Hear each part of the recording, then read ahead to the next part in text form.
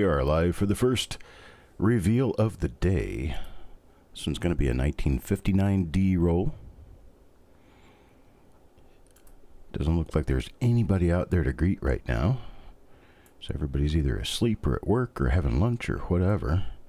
Or they just simply don't expect shows this early in the day.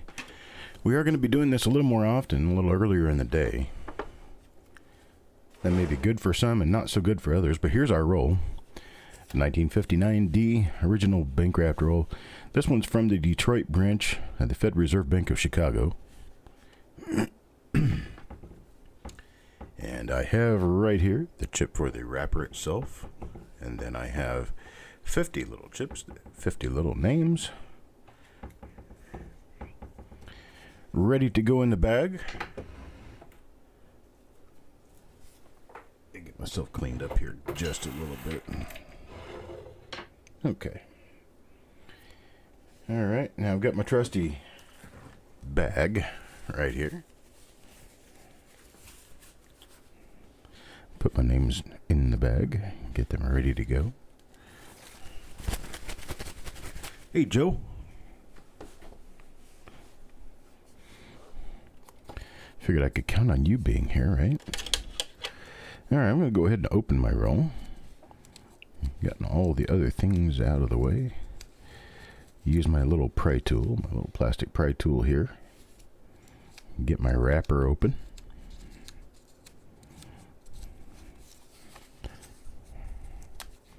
One side of this is cardboard. It's got a cardboard sleeve on the inside, and then the other side I could see the coins. So here we go with the wrapper over the coins. Hey, Wild Bill, how you doing today?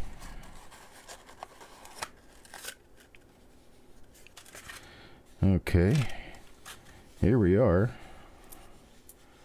Looks like a nice, even original roll of 1959D Lincoln cents.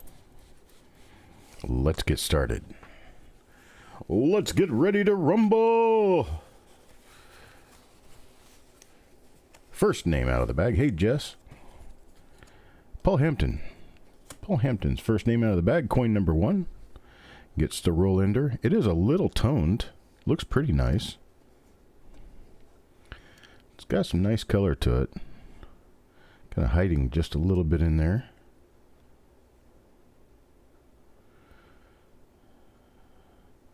But you can see it all the way around the outside edge. It's pretty nice looking. Let me get my mic back in a position where I can actually talk into it and you can hear me. Alright. I'm not seeing anything special on this one though. It's just a roll ender. It's a nice roll ender. We're going to be looking for double die obverses, double die reverses. We're going to be looking for repunchment marks, of which there are plenty. Plenty of known repunchment marks for this particular issue, so I don't think we're going to have any trouble finding anything, hopefully. So there's our first coin. And that's Mr. Paul Hampton. Turn these flips around. Make them easier for me to deal with. There we go. That's the way they should be. And that's the way the cookie crumbles.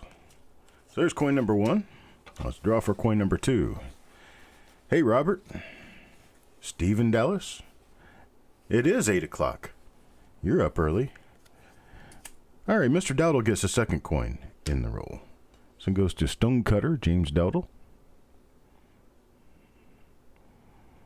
And I see nothing here so far. It would just so happen that this COVID-19 comes in right around the same time as typical hay fever season. So here I've got a little touch of hay fever going on. I do not have the virus, but I do have a cough. I do have a slightly pickly throat. The voice has changed just a little bit. But that's it. No virus for Chucky. He's just kind of a little bit allergic to yellow dust. Okay, well that's 2 coins. Fret to say we've not found anything yet, but we're only 2 coins in. Hello, John Brandon Bow. William Crusson. What can't you see? Levels of Madness. Levels gets coin number 3. This is coin number 3. Yeah, it looks like we have possibly, maybe a minor doubled mint mark.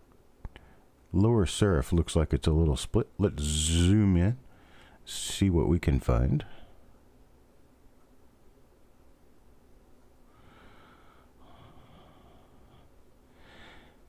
Well, it is, but it may not be enough to bother with. I'll have to set this off to the side and take a better look at it under the other microscope after I get finished with this.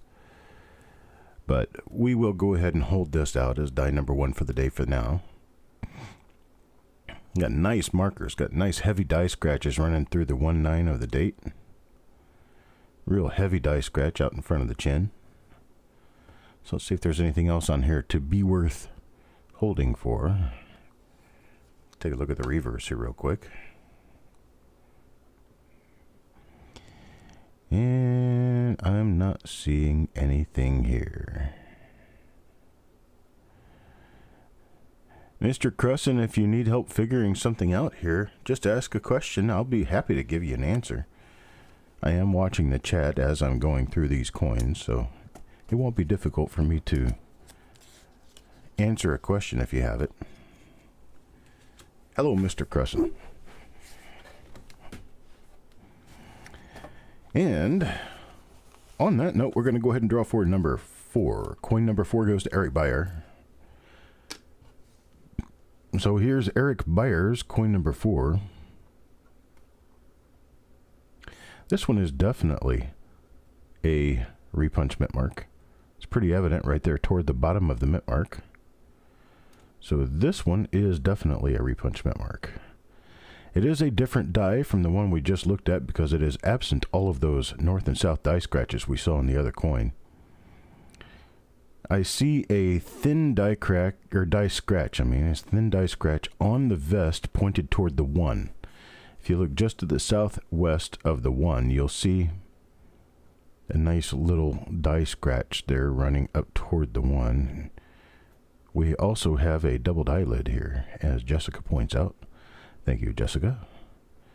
I'm looking for markers here to see what we can do for markers. I think those are, yeah, they might be die scratches or little die scratches out in front of the brow, but I'm looking for something a little more obvious, something that really tells me, hey, you've got this die. Oh, there we go. Nice big old die dent gouge behind the shoulder there, right along the rim.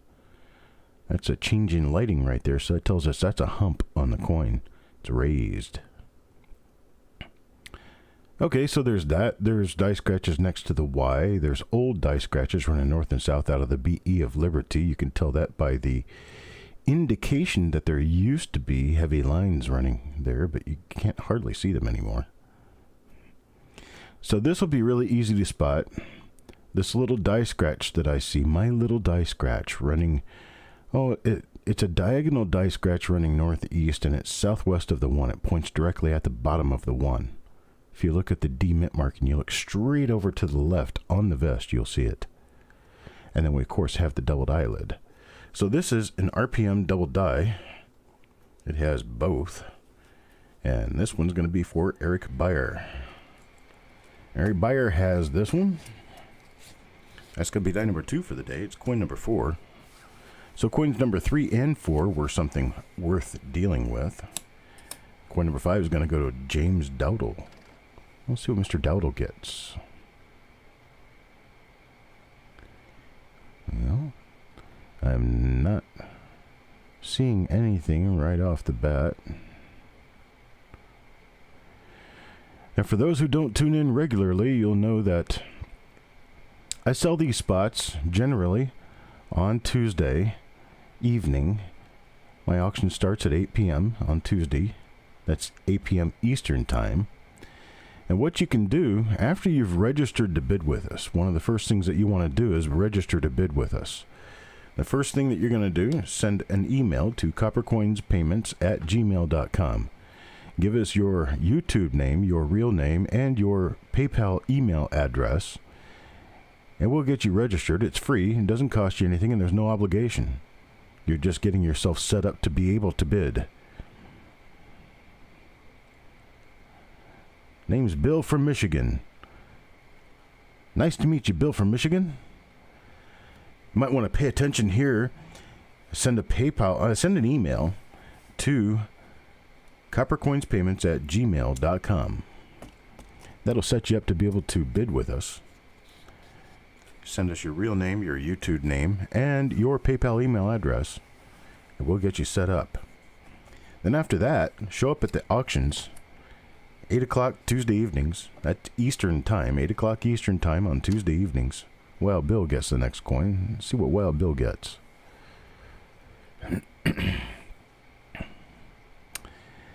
And starting 8 o'clock on Tuesday evenings, we run a bunch of great Lincoln Cent and other coin auction items that you can bid on or choose not to. Then toward the end of the broadcast, oh, I've seen this one before. This is the hump below the shoulder. Big die gouge below the shoulder on this one. There's nothing on this as far as die variety is concerned. Just right now, I'm just telling them how they can get spots in these reveals. So if you show up at 8 p.m. on Tuesday evenings at the auction, you can wait till toward the end of the auction. I start selling reveal spots. Basically, what I do is I take 50 slots. I take a roll that's never been opened. Nobody's ever seen the contents of the roll. And I sell those spots individually, one coin at a time. I will give you a price per coin. I will give you a limit number of coins per person. And at that point in time, we'll give you a shotgun start, and you can tell us how many you want from that roll. This particular roll, I believe, was $1 or $2 a coin. I gave a limit of probably 5 per person.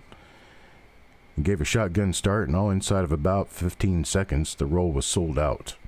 What we're doing is we're selling coins at a nice nominal fee to go through them, to talk with you, to give you some education while we're going through them. And it also gives us the opportunity to be able to get you some really nice die varieties or errors at a very cheap price. All these RPMs that we're finding in this roll, they'd sell for a minimum of $5 a piece.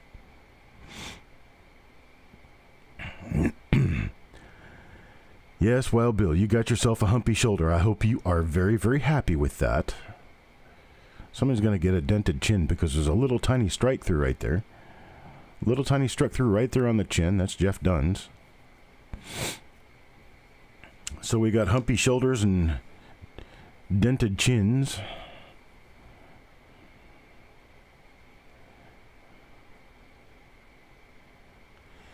And so what I do once I've sold the roll, I make these little name chips right here, like this little guy right here, this Jeff Dunn name chip that goes to Jeff Dunn.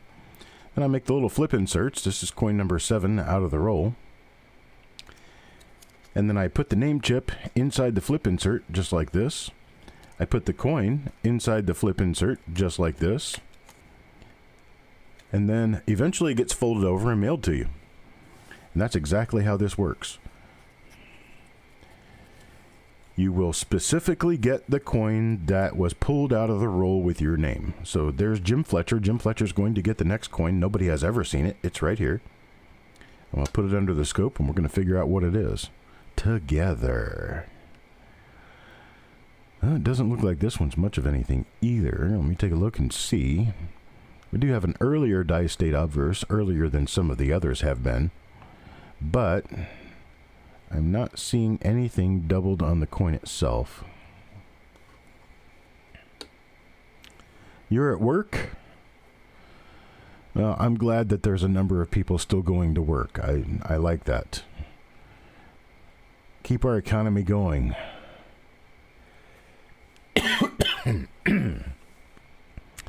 Sorry about that. Hay fever's got me right now. Right within its grip. We have a lot of trees blossoming, flowers everywhere, pollen everywhere. We've got bees. We've got the whole 9 yards right now. And anyone and everyone who suffers from hay fever right now thinks they have coronavirus. It's kind of funny. I know better. not running a fever, and I don't feel unusual. I just feel like I have, well, hay fever. Normal. Should probably take my loratadine. Okay, here's another one of those with the split on the lower serif and the heavy die scratches going through the 1-9 of the date. This one's going to Deanne. And I already know that this one has a minor repunchment mark. So it was called die number 1 for the day. I'm going to go ahead and put this in the stack with die number 1 for the day. I do believe Mr. Dowdle got the other one. I believe that's true. Nope, it was Levels of Madness. Levels of Madness got the other one.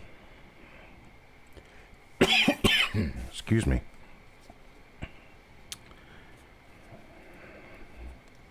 Nowadays, when when people cough in public, it's kind of like everybody around them wants to just put plastic all around them and smother them. You're not giving me any of what you've got. Wild Bill, coin number 10. Here you go. Did you get another humpy shoulder? Nope, you didn't get another humpy shoulder. What did you get? Ooh, it's a different die altogether because this one has a nice clash running through the 1-9 of the date. But I'm not seeing any doubling on the mint mark. Let's check the eyelid. The eyelid says it all. Nope, nothing on the eyelid. No doubling do I see on the obverse. Let's look at the reverse. And no doubling do I see on the reverse either. Unfortunately, Wild Bill walks away with a normal coin on coin number 10 of a reveal number 97. This is reveal number 97. It is a original Fed wrapped roll. I'll show it to you here real quick. This is what the roll looked like when we opened it up. It's a Detroit branch. Detroit branch, Fed Reserve Bank of Chicago.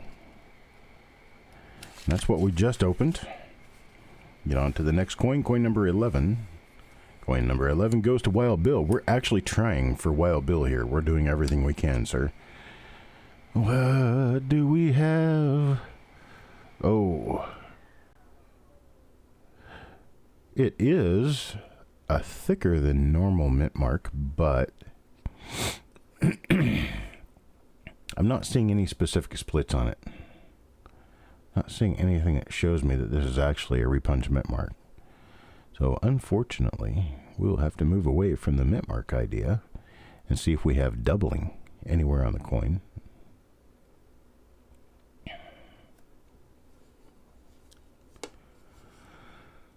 Let's look at the reverse. See what can we find on the reverse. We have nothing on the reverse. It's a die gouge there in the top of the roof area above the statue.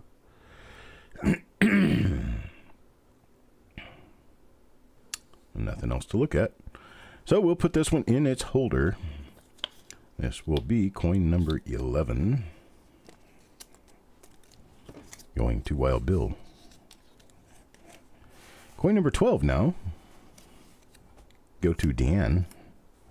Deanne gets coin number 12. And on coin number 12 we have... Ooh, what is that?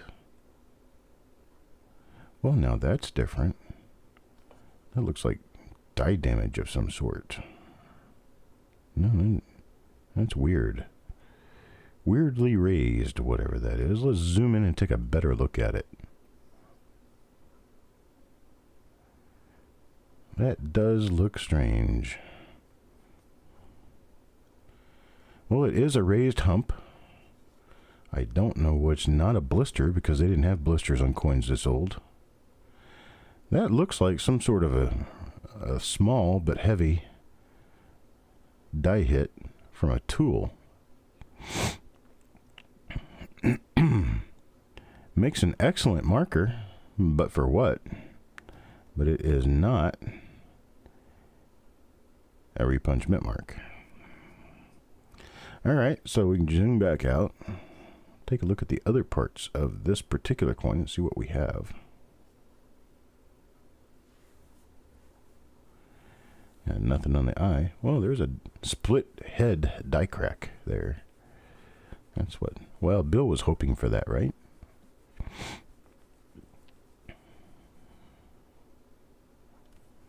Mr. Crescent, I get these rolls from all sorts of different sources. I know that sounds like a cop-out answer, but you have to understand, I have thousands of rolls, and I'm not exactly sure where I get every roll from. I have a source in Chicago. I use eBay sometimes. I have a source in Wisconsin. I have one in Pennsylvania. I have two in Florida. I get this stuff from pretty much everywhere.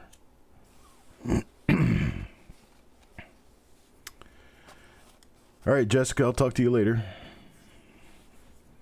Next coin goes to Mr. Worley. It's going to be coin number 13. And coin number 13 is...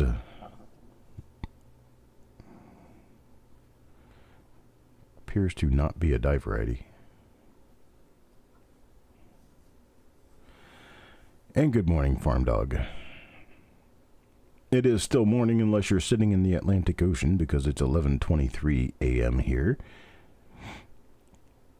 Generally, I don't get to say good morning to my people because, well, usually I'm on much later in the day. That's going to be one thing that's going to change a little bit. We're going to be doing some more roll reveals, and that's going to force us into having morning hours, which I'm fine with because producing these shows gives you guys a form of education and entertainment. Well, places around the country are beginning to go under martial law, and they're having curfews and shutdowns, and everybody needs a little bit of a distraction. Good distraction. And hopefully this provides just that for you.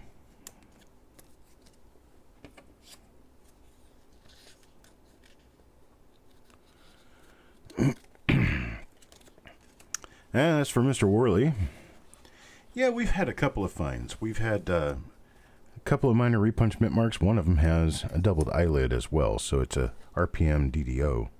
But neither one of them are huge. They're both pretty nice, but there's nothing really big about them. I've seen this die before. This is the one that's got a slight thickness to the mint mark, but it's got little die scratches running all kinds of directions all over the coin. And the last one I saw didn't have anything on it, so this one probably doesn't either. Yes, Eric, I did send out invoices. If you didn't get an invoice from me, it's probably a failure of the system. Either that or it may have gone into your junk email or something happened. But if you have not received an invoice from me for this particular roll, you'll need to let me know so I can get it resent. Because I did finish the invoices yesterday. Alright, that's for Farm Dog. Coin number 15 comes next.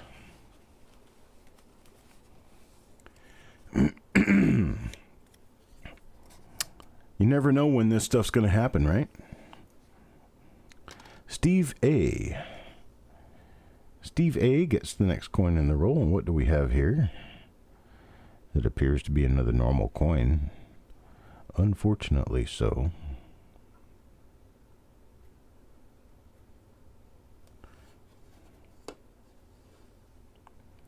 No invoice, and PayPal shows no invoice. Okay, I'll resolve that issue. We'll get to it.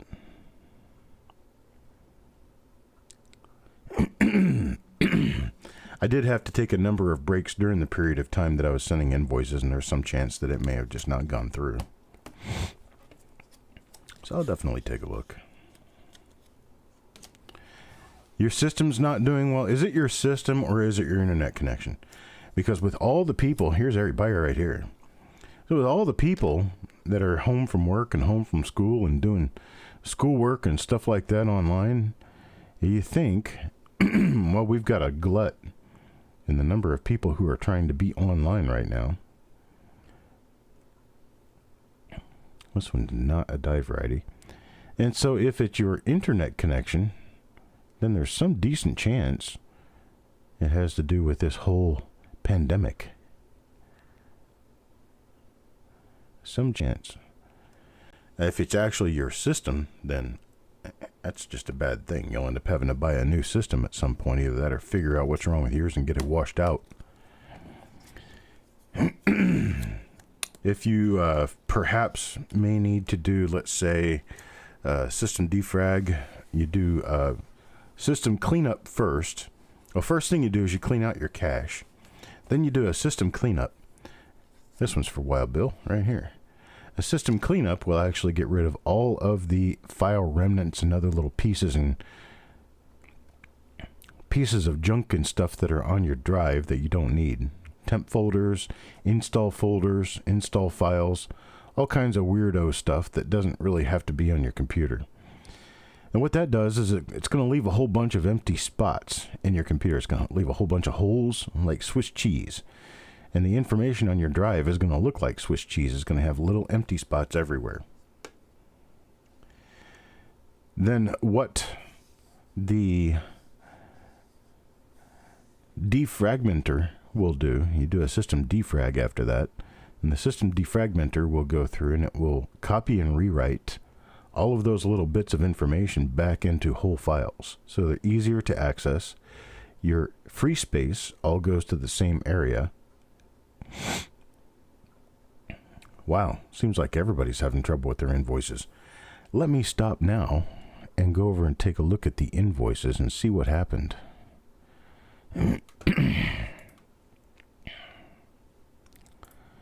Because I got 3 people now telling me that they're having trouble with their invoices. I'm going to go check and see. See what we've got. Let's see.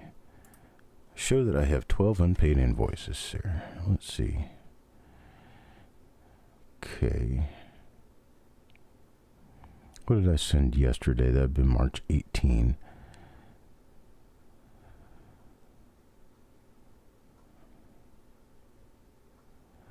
Huh. That's weird. I don't show that I have sent some of the invoices. Let's see. Let me go back and take a look here real quick and see what I can see on just the invoice screen. I was looking at unpaid invoices. Now let me go back and look at the invoice screen altogether. I do see one from Wild Bill that was unpaid. Let's see.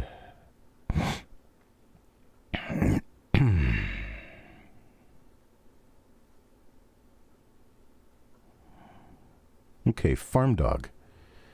You are one of the ones that says that you did not get your invoice. You got an invoice from the 18th. Let me go take a look at it because it's already been paid. Okay, that was for the previous row reveal. So you did not get an invoice. Let me go back and check and see.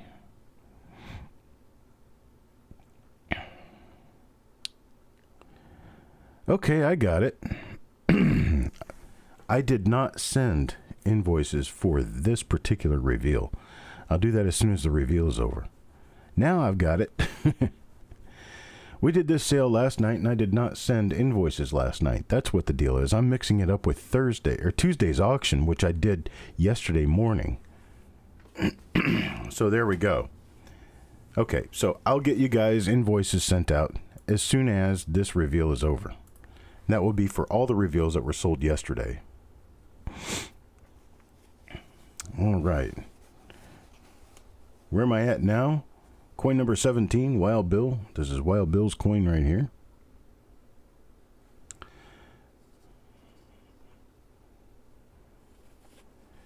Aha. Where are you? Okay, I understand. I get it now. We're having conversations within conversations, and I'm butting myself in.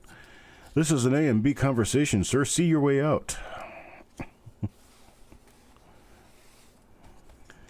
Now we know what's going on. You guys didn't get any invoices for these.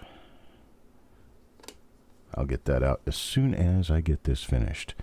We've been through one of these. Wild Bill got it, and this one's for Mr. Worley. And unfortunately, we're going to hit a dud on this as far as any die variety is concerned because we know what's on this particular die pair. Nice fresh reverse as it appears, but it looks like they messed something up because they had to polish it off. A lot of polish lines on this early die-state reverse.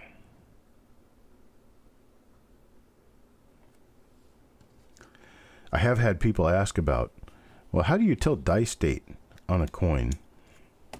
And it's actually not very difficult, but one thing that you want to make sure of is that you're not allowing yourself to indicate specific markers as die state because they are different. Markers create stages. Die state is the age of the die when it hits the coin. Age of the die can be determined by the amount of wear on the die. So like this one right here has a rather minor amount of wear around the outside edges of the letters. You can see that feathering that you see very commonly on the outside edge of the letters at the rim, that's generally going to be longer, and the edges of the letters are a little more worn out than we see here. This one is an early mid-die state. You have 7 different die states altogether. You have very early die state, early die state, early mid-die state, mid-die state, late mid-die state, late die state, and very late die state. 7 different, altogether 7 different die states. And each of those die states is different in how they manifest or how they show. See, this one is a late mid-die state. Late mid-die state means that those little lines, those little feather lines on the outside edges of the letters toward the rim are getting longer, and the outside edges of the letters are beginning to lose their shape. So the crispness on the outside edge of the design is starting to fade away. So a very early die state is going to look like the coin has been struck with dies that have never struck a coin before. Very, very crisp, no flow lines at all. Now you might need to understand what a flow line is. Flow line are those things that make luster. This one's for Eric Beyer. All these little guys right here, these are all flow lines. And what happens with flow lines is they start out pretty much non-existent. As the die goes through striking coins, those little flow lines develop as a result of pieces of the surface, little molecules of the surface of the steel die break away and they start to flow outward. As they flow outward, it's kind of like raindrops on a windshield. They make lines, little grooves in the surface of the die. When light catches those little grooves, it creates that dance of luster that we see, the cartwheel that we see on uncirculated coins. Those are flow lines. Flow lines are non-existent on very early die state. Flow lines get longer and flow lines get more obvious as the die ages because, well, those molecules of steel on the surface of the die continue to move outward. That's a little struck through right there. That little guy right there, that's a struck through. But you can see on the outside edges of these letters, we've got a little fuzziness. That little bit of fuzziness, yet we do still have relatively sharp outer edges to the letters. We're going to say this one is a mid-die state to a late mid-die state. And you may or may not get all the different die states in any given roll. Die state is very individual to the die itself, and typically we're going to get somewhere between 7 and 14 dies per roll, of an original roll anyway. And Jim Fletcher for coin number 21. So this one is an earlier die state. We've seen this die before. It's got the die scratches going everywhere, and this is where I first started my conversation about die state. So you can see how the little lines on the outside edges of the letters are shorter, and the outside edges of the letters are nice and crisp. Especially there with the L of Liberty. You can see how crisp that is on the outside with a rather profound absence of die flow lines. That is an early to mid die state coin. Can't call it early die state because there are flow lines.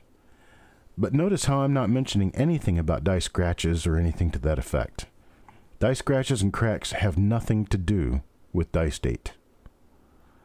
See, here you have an early die state coin because everything is nice and crisp on the outside edge. Now your obverse and your reverse dies can be different die states, because obverse dies and reverse dies are hung at different times. Plus they have slightly different types of wear that happen on them, because one is hammering down and the other one is the anvil pointing up. So obviously they're going to wear a little bit differently from one another because they serve different purposes. Here's Deanne. Deanne coin number 22. Number 22 in the roll goes to Deanne.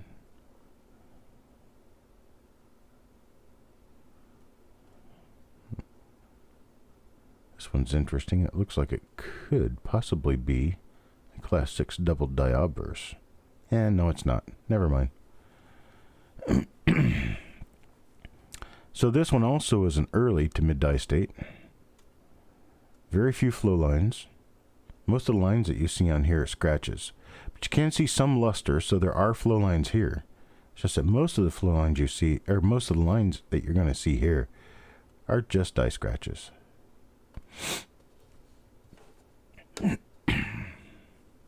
Here's the reverse of this one now. This reverse shows a lot of die wear.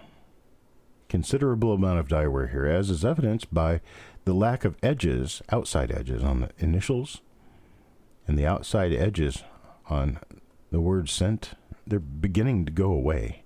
If I zoom way in, you can see what I'm talking about with the edges. You see how the edges are all feathered down now? There's nothing real sharp there.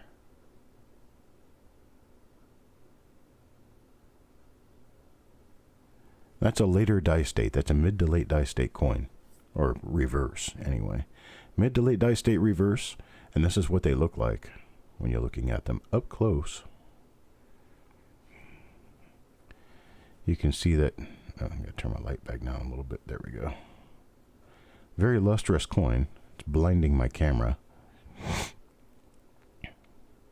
But you can see how all that light stuff on top of the letters as my light is shining on it, that's all those little flow lines coming off the edge of the letters. So you can tell that they're a little bit longer with this than they have been with some of the other coins that we've seen. So that shows that this is a later die state example.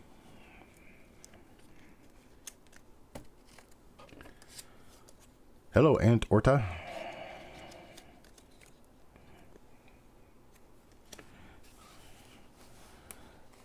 Nice of you to stop by and say something to us. Hope you're staying safe out there. Paul Hampton will get the next coin in the roll. And Paul Hampton's coin is one of the minor double die, or not double die, one of the minor repunch mint marks that we were calling die number 1 for the day. So Paul Hampton gets his own example of this, and these are mid die state. It's mid die state, as is evidenced by the amount of wear on the die.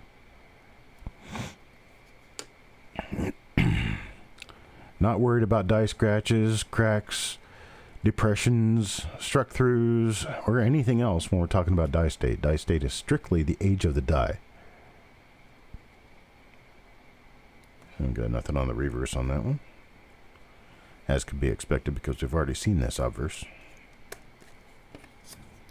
And that's Paul Hampton. So that's the third one of those we've seen so far in this roll.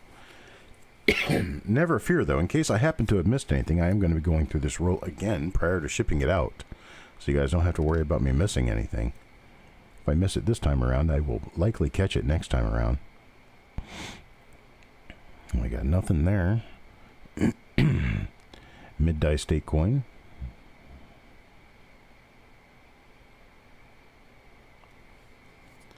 Nothing around that side. This side's mid die state as well, mid to late die state. So it's late mid die state. These, with the abbreviations, they're very easy to understand once you get the hang of it. Mid die state is where you kind of start. That's the middle of everything. And then if you have one that's a little bit early, you call it early mid die state. If you have one that's a little bit late, what do you call it? Late mid-die state. That's right. But once you start losing those flow lines altogether and you've got a very crisp die, then you go to early die state. Then if you've got one that's exceptionally crisp, has zero flow lines, and looks like it has never minted a coin before yours, then that's a very early die state. So far to recap, we have very early die state, early die state, early mid-die state, mid-die state, late mid-die state. And as those lines start getting longer and longer and the outside edges of your devices near the rim start to lose their detail, their outer edge detail, that's when you go to late die state. I don't have a very late die state coin to show you right now, but very late die state is absolutely horrible when you look at it under a microscope. Barely see detail at all. Start losing pretty much everything. So that was for Mr. Dowdle. I didn't see anything on that coin. We're going to flip our flips, get ourselves ready for the second half of the roll, and guess what that means? You got it, commercial break. Be sure to check out and subscribe to Mantic Coins on YouTube, where host Shay Hoffmaster takes you through a fun-filled tour through numismatics to include coin auctions, educational videos, live roll hunts, and much more. Come join in the educational fun with Shay. Search Mantic Coins on YouTube and subscribe today.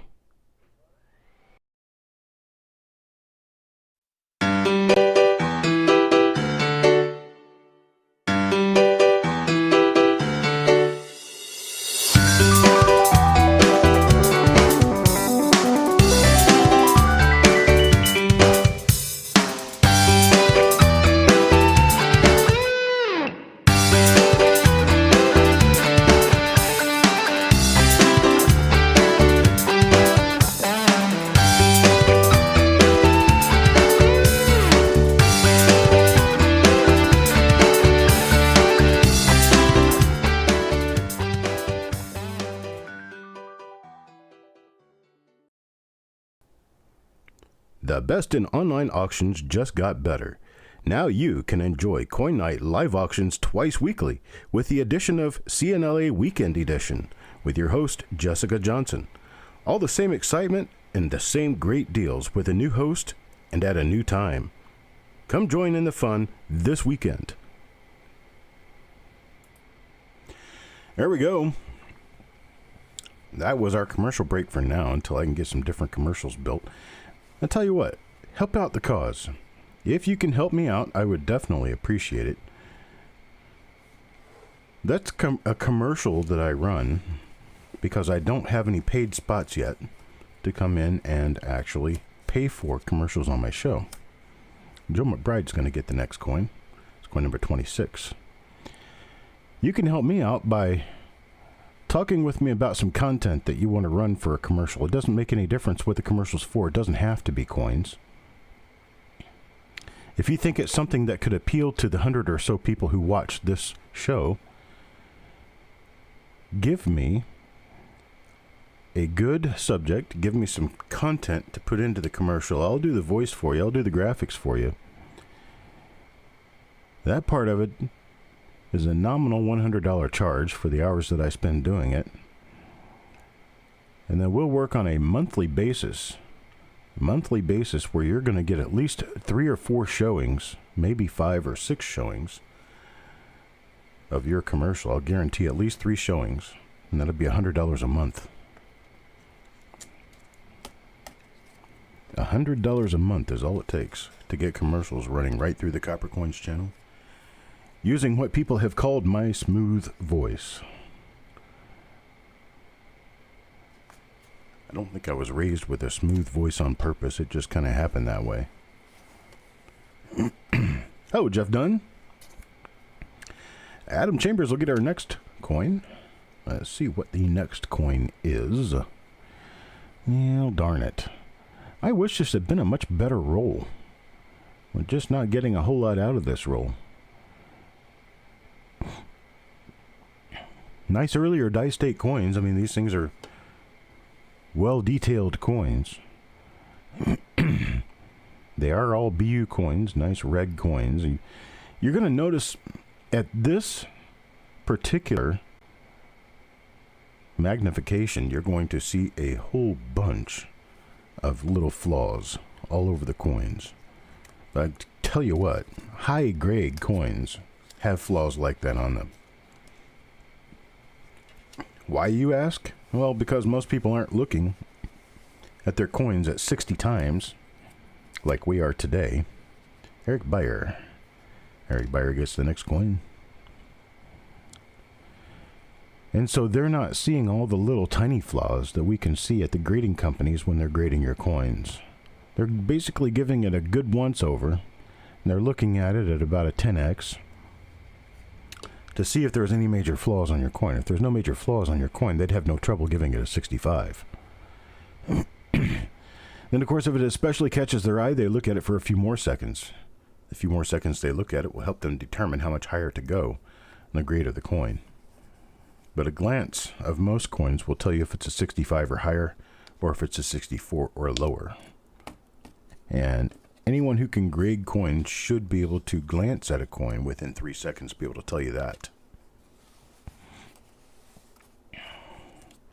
Oh, look at that. We've got the wrapper going out. And who's the wrapper going out to? Wrapper is going out to Eric Beyer. Somewhere write an Eric Beyer on here. Put that in with the wrapper, which this particular one came from Detroit.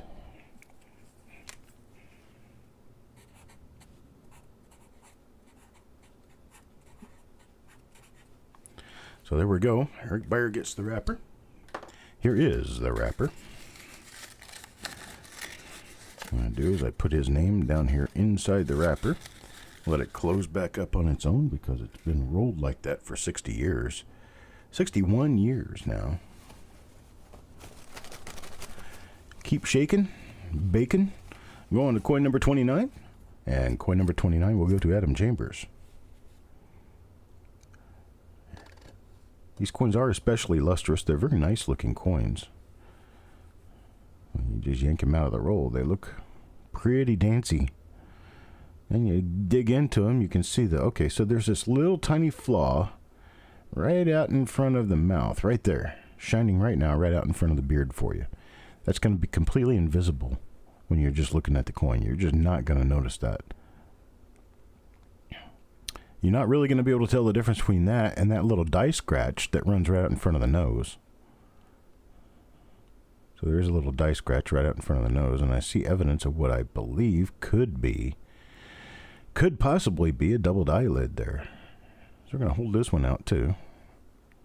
We're going to remember that die scratch out in front of the nose, and we're going to collect all of these that we can in this roll, examine them, and see if it's something that's listable in the copper coin system. If it is, we'll get it listed. And the nicest looking coin in the roll will be the plate coin for the copper coins system, and will be published on the website with credit to the person who purchased the coin as the plate coin. That will also be annotated on the flip insert that you get back when you get your coin, and on top of that, it'll be signed by yours truly. A reason for that isn't out of a self-gloating, self-bloating, egotistical maniac mood.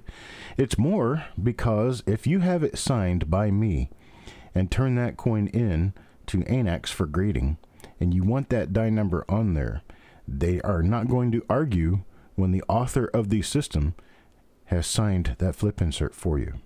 They're not going to argue. They're going to say, oh, well, it was discovered as this particular die. It was listed as this particular die. Let me go look this particular die up. Oh, yeah, there's a little scratch on the coin and in the photo. This is definitely the same coin. It is now a plate coin. What is a plate coin? Well, a plate coin is the coin that was used for photographs of a given catalog number in a die system.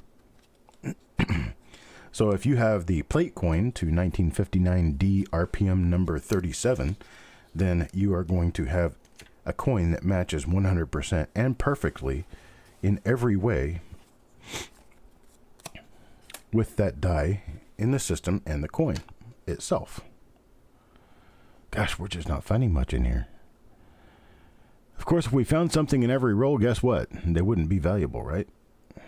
So we have to take into account that Value comes from scarcity in this particular case, and scarcity means that you're not going to find one in every roll. That's just the way it works. So we pop our gourd, we take our chances, and we take a look through the roll, and we see what we can find. And as it turns out, we missed more than we hit, which that's kind of by design how that works when you have something that has value. Right?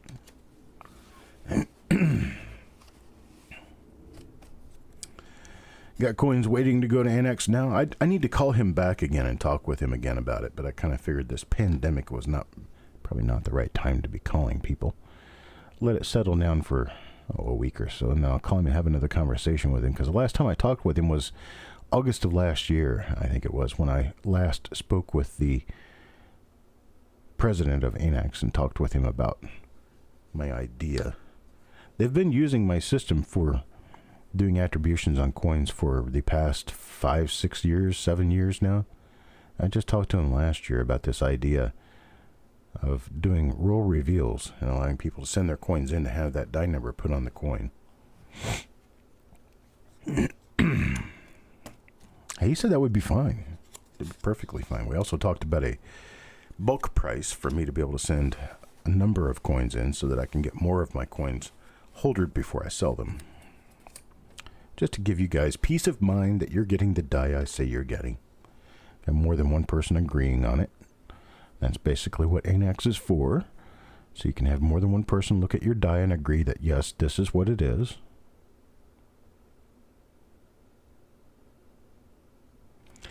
Like button is the little thumbs up down below the video. If you see a thumbs up, hit that thumbs up. It's gray right now. It'll turn blue. When it turns blue, that means you have added yourself to the likes on the video. And that is very much appreciated by me. It doesn't pay me anything, and it doesn't cost you anything. Basically what it does is it tells YouTube that they can add me to the algorithm for showing up on keyword searches because there's good content there to watch.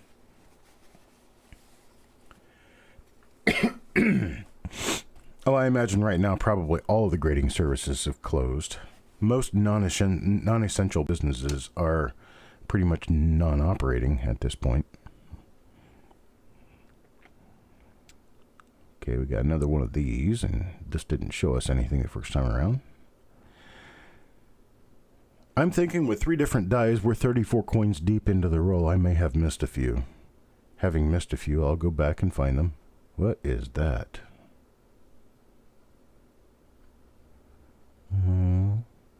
Something right above the eyelid.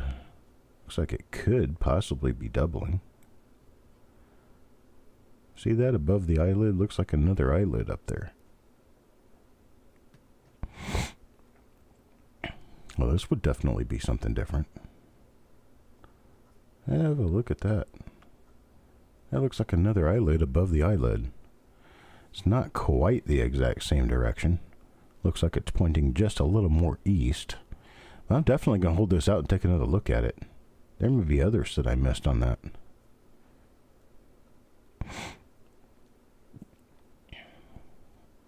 Yeah, we're definitely going to have another look at that. So I'll run it back out so we can see the more grandiose details, and you can see what I'm talking about now. A line above the eyelid. That is strange. Don't see that often, that's for sure. All right, I'll take this one. And I'll mark it to look later. And later I will look and I will see what I see. Make my determination with my regular microscope. Maybe take some photos and send it out to a few other people. That is another thing that I need to let you know that we do. All of our Copper Coins people, we're talking about a few guests along with Jessica Johnson, Amber Pannell, Brady Douglas, and Jody Gomez.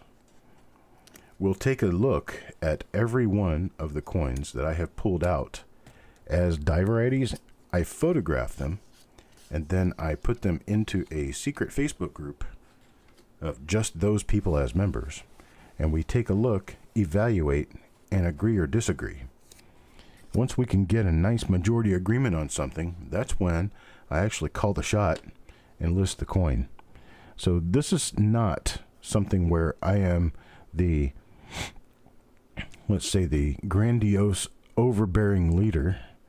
I'm one of those guys who likes to have opinions of others. I like to make sure that everybody agrees on something before we just jump out and slam to it.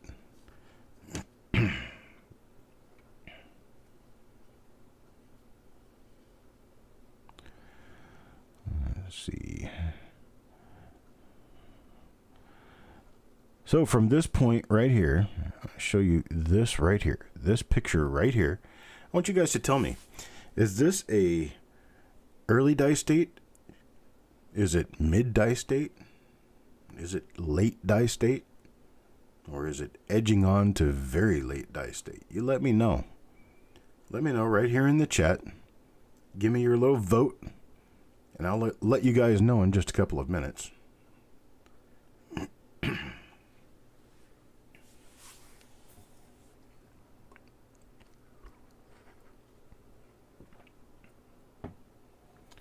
Sorry about that. Got a pot of coffee sitting here to try to keep my throat nice and cool down, or warmed up, or however you do it. And take a look at this, and you tell me, is this early die state? Is it mid die state? Is it late die state? Or is it something in between?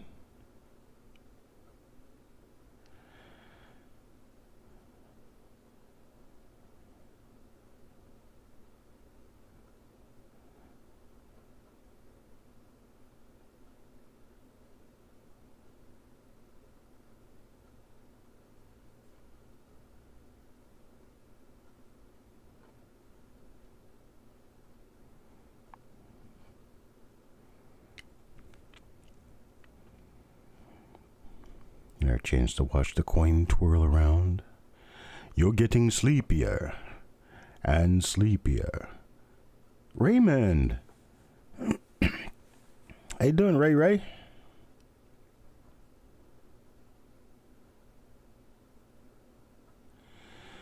Okay, as with grading, die state is somewhat of, you know, if you're one die state in one direction or the other from the one that someone else said it is, you're probably still right. It's not that, you know, there's some scientific measurement that tells you whether you're in mid die state or late die state.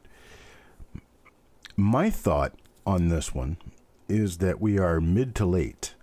Mid to late meaning that we've got relatively long die flow lines coming out of the tops of the letters there, but we've also got relatively sharp outer edges. So given that we've got relatively sharp outer edges, but we do have die flow lines, means to me that it shows characteristics of being both mid die state and late die state. So it's going to be a mid to late die state. If you said late die state, you're probably correct.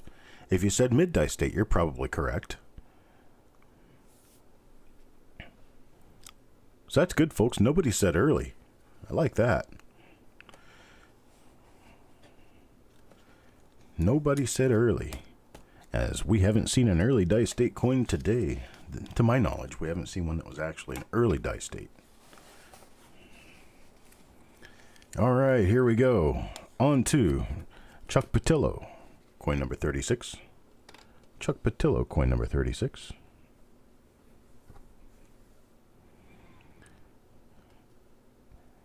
Hello, hidden numismatist. You're going to head out to your client.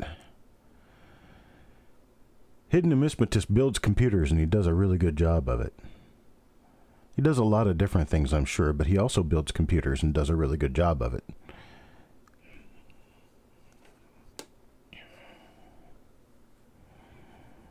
One of these days, he's going to have me put a commercial up here on these, I do believe. He and I need to discuss that idea. I'll build more computers for more people. Advertise. That's how that works. All right, Chuck Patillo got himself a normal coin that I could see at this pass. Next pass, I'll check it again to make sure one way or the other. And Levels of Madness will take the next coin. Levels of Madness, as it appears, going to get a normal coin here. So most of this roll turned out to be normal coins.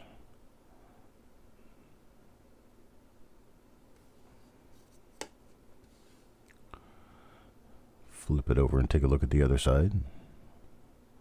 Now we see on this one, on this coin, the outer edges are a little more crisp and the lines are a little shorter.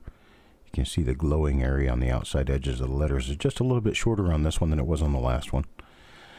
So that tells me this is mid-die state.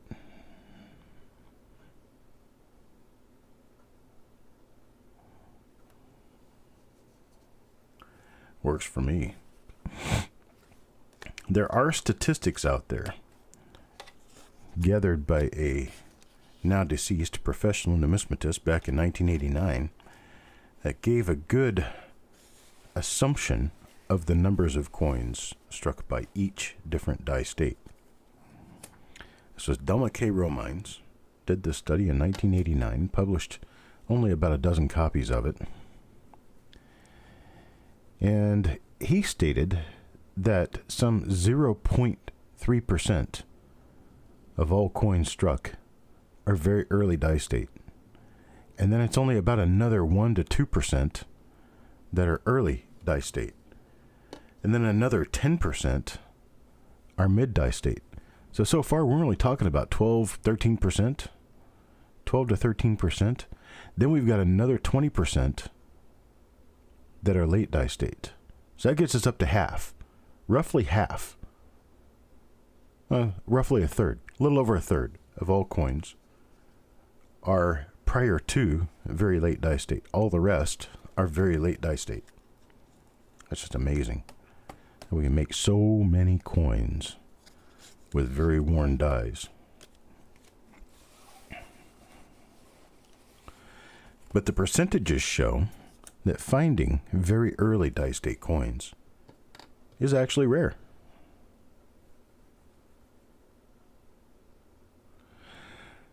Well, hidden, you have to realize something here. Everybody here is viewing this either on a phone or a computer. Everybody here uses the internet. Given that everybody here uses the internet, that is a RPM right there. That's our second example of this. Only the second example of one that has an RPM. You can see it on the bottom serif there. And a doubled eyelid. You can see it right there as a hump underneath the eyelid. So hidden, I would disagree with you that running a computer commercial online doesn't fit. I think it very much fits.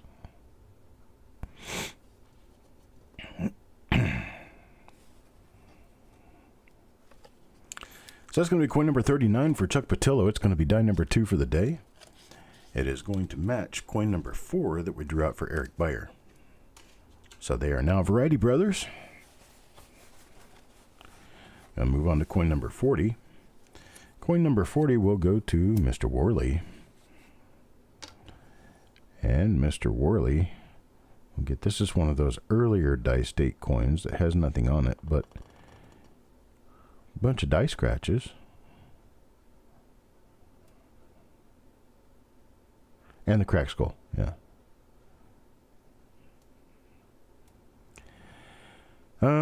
Yes, mid-die state. It's an early mid-die state. I'm going to call it that because there are a lot of crispy things going on here, like with very, very sharp edges of stuff. And so it looks nice and awake. But it does have some flow lines around the outer edges there. So we are going to call this a mid-die state because of those flow lines, but I think it's an earlier side of mid-die state. So I'd call this early mid-die state.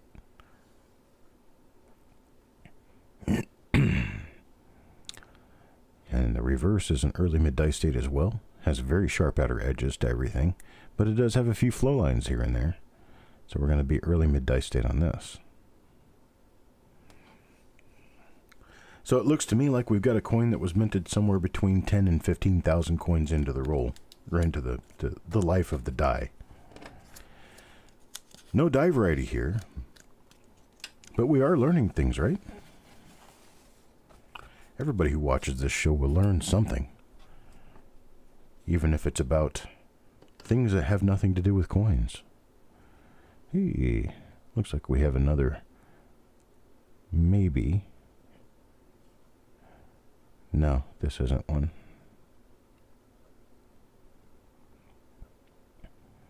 This one's going to go to Adam Chambers. This is coin number 41 in the roll.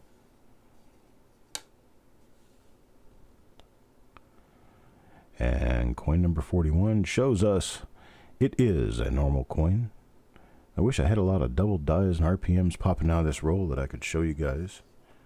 Unfortunately, it's not working out to be that way. Not in this particular roll, but we do have 4 rolls coming up today. This one was our 11 o'clock showing. Then we have one at 2, one at 4, one at 6, and one at 8 every couple hours. Our 2 o'clock is a... No, I'm sorry. Let's take that back. I started this one an hour early. I just realized that.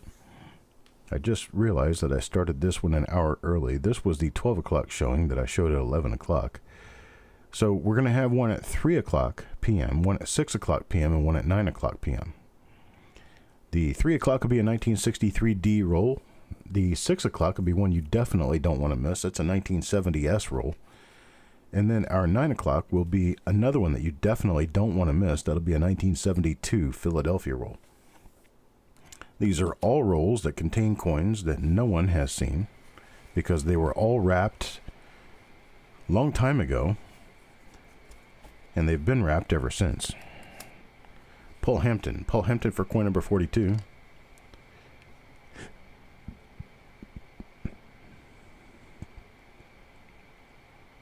Another nice early coin, but no die variety to show.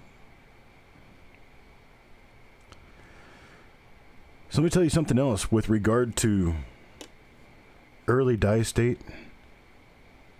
That thing that NGC and PCGS run.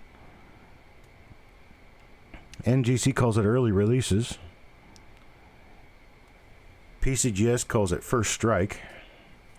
They have nothing to do with die state. Absolutely nothing to do with die state. Here's how I know. Generally, a die goes through its full lifetime inside of 2 days.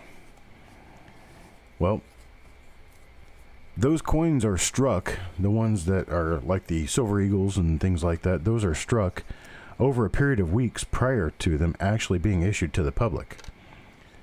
And dies come and go inside of weeks easily. And as dies come and go, they continue packaging the coins.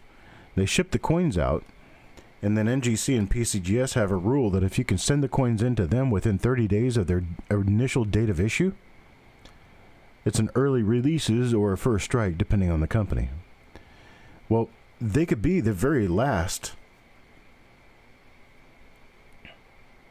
Hey, Jim, next reveals up for sale will be this coming Tuesday. It'll be this coming Tuesday, 8 p.m. auction time. 8 p.m. Eastern time, auction time. I'll be doing roll reveals then. These were kind of a unusual slam upon you. I didn't have time prior to the auction on Tuesday to prepare for roll reveals, so I decided to sell the reveal spots right after the first reveal of the week, which was yesterday. And so last night, it was yesterday at 7 p.m. or 7:15 p.m. actually. And then as soon as I got done with that reveal, I sold the spots for these rolls. There was 9 rolls coming up this week. Spots are already sold for them. Well, this one's going to levels of madness right here. It's too bad we don't have anything on it to show and talk about.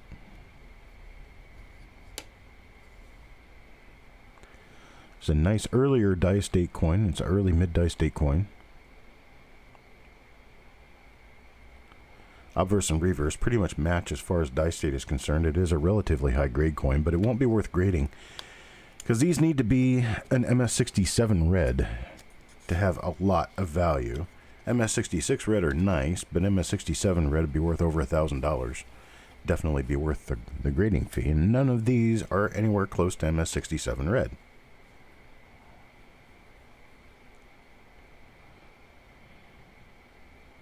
And as soon as I say that, I pull out a superior coin. No, this one's not a 67 level. To me, impedance is on the surface, and if you'll notice that little hazy area going across right there, that's going to be taken out in the grade. So this is another humpy shoulder. This one's going to Deanne. So Wild Bill and Deanne both have humpy shoulders, right?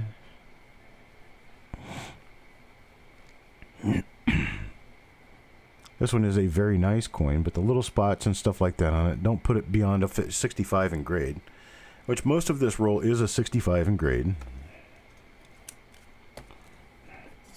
So they are very nice coins, but they are not overly generous on grade. Who's getting the next one? Jeff Dunn. Jeff Dunn has been eagerly awaiting this coin. Let's see what's on it. Well, appears that we do have another one of those with a slightly fat lower part of the mint mark, but I don't see anything as far as repunch mint marks are concerned. Don't have any hub doubling on this one that I can see. No doubled eyelid, no doubled die obverse otherwise. We do have a little struck through above the T of Liberty. Small struck through. So how can I tell that's not a dig into the coin? How can I tell that wasn't done after the coin was struck? How do I know specifically that this was done during the strike of the coin? I'll show you. If you look at that little pit, it just looks like it was dug and whatever metal was in it is gone. It's not like a crater where a meteorite hit it, because there's no outer edges of the crater. Outer edges of the crater would mean that that crater was made after the strike. But this little crater was made by the die itself, and you can tell because there's nothing lifted on the outside of the hole. The hole is there with nothing lifted on its outside. The hole is nice and shiny, but it still has detail in it. And that's because whatever was struck into the coin right there, possible little piece of sand or gravel, or a little piece of metal or something else, was struck into this coin during the time that the coin was actually being struck. See how jagged that outer edge is? See how there's nothing lifted on the outside of that? There's no metal pushed out of the way so this hole could be created. Any metal that would have been pushed out of the way was constrained by the pressure of the die itself. So that's how we can tell this was done during the strike, and it's called a struck through. Wow. Teaching you guys everything you'd ever want to know all in one show, right? Alright, there we go. Alright, we'll flip around over and take a look at the other side. See what's over there. If there's anything worth talking about. As I zoom through this rather quickly. Zoom, zoom, zoom. Nothing there to look at, so we're going to move on to coin number 47. This one was for Jeff Dunn. Nice little struck through on the obverse. And we'll see what we come up with next. Coin number 47 is going to go to dun, dun, dun, Wild Bill. Mr. Wild Bill, here comes your next coin. Do we have a humpty shoulder? No, we don't.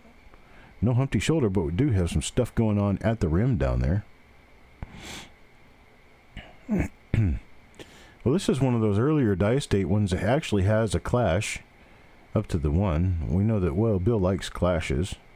And it's not anything else that I can tell right now. Nice early mid-die state coin with a bunch of die scratches on it. It's basically what this amounts to. And a clash. Clash is actually what happens when the two dies slam together with no planchet between them. They impart their design onto one another because of the pressure. And that mark right there is part of a clash. That diagonal mark inside of the third open bay to the memorial is part of the back of his shoulder from the other side, back of his coat.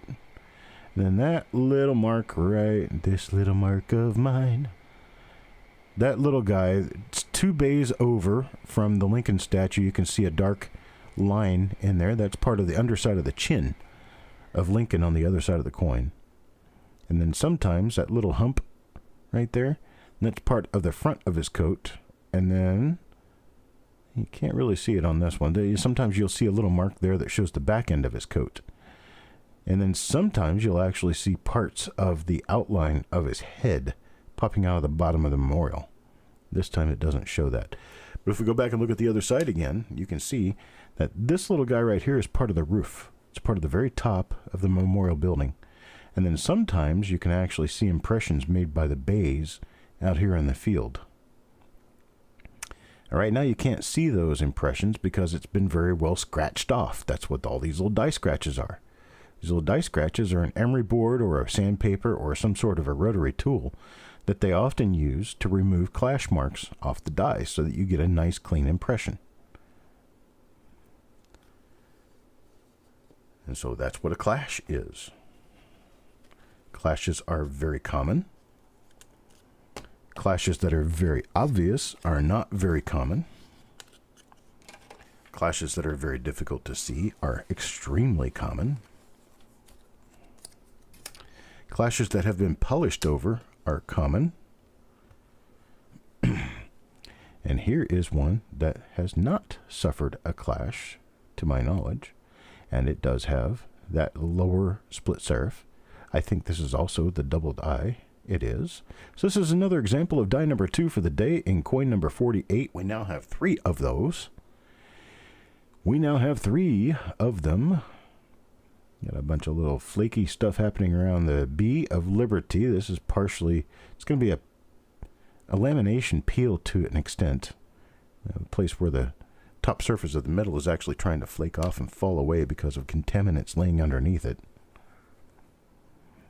And we've got nothing else. Nothing going on here. So we're going to pull this one. We're going to put this one in the pile with, well, the pile. I say pile rather liberally because there are 2. This will be number 3 added to the 2 that are there of die number 2 for the day. So we have a total of 3 now. We've got coins number 49 and 50 coming out. 49 goes to Eric Beyer. And Eric Beyer gets a... He's a winner. It's a 1959D Lincoln Cent. Oh, wait. That's what this whole roll is. Sorry, Eric. Didn't mean to get you all jumpy and excited, but it appears that you've got a normal coin. It's a nice one, but it's a normal one. Scarface. All right, here we go. For the reverse side, we show nothing at all. All right. That's coin number 49. For Eric Beyer now for number 50 and the final roll of the final coin of the roll, the one that was protected by the little piece of cardboard at the end of the roll, goes to Joe McBride. Sometimes these are very well toned because they're touching up against cardboard. This one's got a little bit of an orangish yellow color to it. A little bit more flavor than your typical red uncirculated coin would have, but it's nothing real special because it doesn't really qualify as a quote-unquote toner. Toners generally have a lot more color than this. And it appears to be a normal obverse. And it appears to be a normal reverse as well. So that's it, folks. That's it. We got 50 coins in the roll. We've got 2 die varieties really worth mentioning and 2 others that need to be taken aside for a good look. We've got a whole stack of normal coins here. Whole stack of normal guys. Of course, I'm going to have to look through these again, but there's our stack of normal guys there.